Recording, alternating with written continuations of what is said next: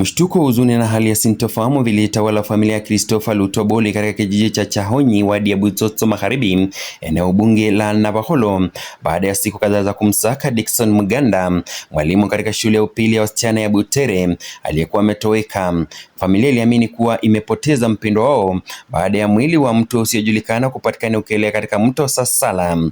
Wakiwa na uhakika kuwa ulikuwa mwili wa Muganda, waliotambua rasmi katika mochari ya hospitali ya rufaa ya Kakamega na kuanza maandalizi ya mazishi. Macho, mdomo na body lastia na confirmation ya mwili.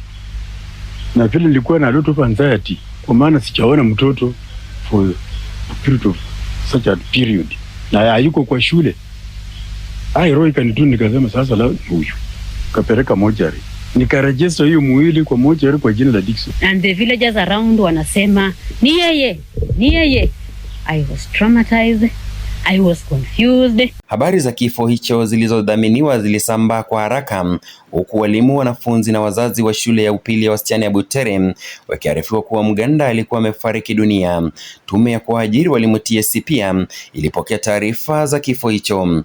Nyumbani, mkewe Muganda, Agnes Alucheri, anasema alitumia siku kadhaa akimpigia simu mmewe bila mafanikio. Akiwa amevunjika moyo, aliandika ujumbe wa kumwaga mmewe kwenye mitandao ya kijamii akiamini alikuwa ameaga dunia.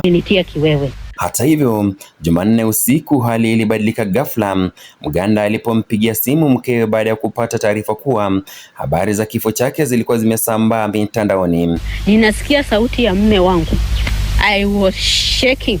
Nilikuwa kwa jiko nikipikia wageni wangu ambao walikuwa wamefika unisaidie nisikae pale peke yangu. Kufikia Jumatano asubuhi, Muganda alikuwa amerudi nyumbani akiwa hai na mwenye afya njema, akiwacha wanafamilia, majirani na waombolezaji waliokuwa tayari wamekusanyika kwa mazishi wakiwa katika mshangao mkubwa. Simu kwa bibi, mwambie, umeona watu wamekinipost nimekufa. Akasema hata yeye alikuwa mapost. Watu wakakuja matanga kawaida, watu wanakuja matanga, wenye wanakuja kunifariji, kulala nini. Tulikuwa tumejazana hapa sasa. Brian Ikologoli, Navakholo, katika kaunti ya Kakamega.